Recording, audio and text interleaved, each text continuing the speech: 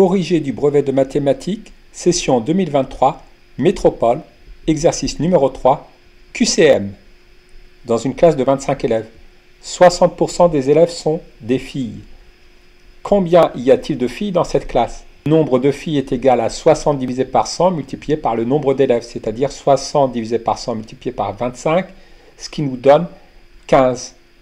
La réponse exacte était la réponse B. Quelle est la décomposition en produit de facteurs premiers de 126? Les premiers facteurs premiers sont 2, 3, 5, 7, 11, etc. 126 se termine par un chiffre pair, donc il est divisible par 2. 126 divisé par 2, cela donne 63.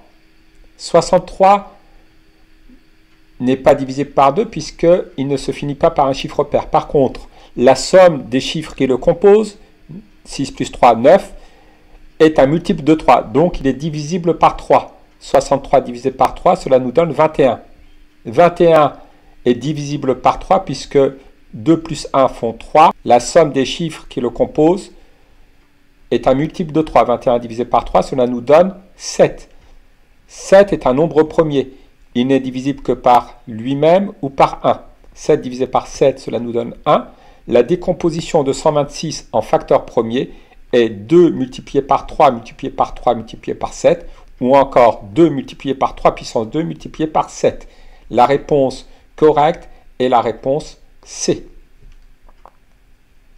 Dans un sac, il y a 17 jetons rouges, 23 jetons jaunes, 20 jetons bleus, tous indiscernables au toucher. On tire au hasard un jeton du sac. Quelle est la probabilité d'obtenir un jeton rouge ou un jeton jaune? Le nombre d'issues totales possibles est le nombre de jetons dans le sac, à savoir 17 plus 23 plus 20, c'est-à-dire 60. Le nombre d'issues favorables est le nombre de jetons rouges et de jetons jaunes dans le sac, à savoir 17 plus 23, 40. La probabilité d'obtenir un jeton rouge ou un jeton jaune est égale au nombre d'issues favorables sur le nombre d'issues totales, c'est-à-dire 40 divisé par 60, qui s'écrit encore 4 sixièmes ou encore 2 tiers. La réponse correcte est la réponse A.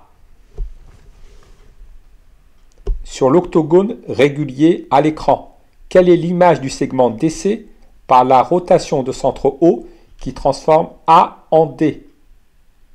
La rotation de centre O qui transforme A en D transforme également C en F et D en G. Donc, l'image du segment DC par la rotation de centre O qui transforme A en D est le segment GF. La réponse correcte était la réponse B. Quel est le volume d'un pavé droit de hauteur 1,5 m et de base rectangulaire de 2 mètres de longueur et de 1,3 m de largeur? On rappelle que 1 mètre cube est égal à 1000 litres. Le volume d'un pavé droit est égal à l'aire de la base multiplié par la hauteur. L'aire de la base rectangulaire se calcule en multipliant la longueur par la largeur. On obtient un volume de 3,9 mètres cubes.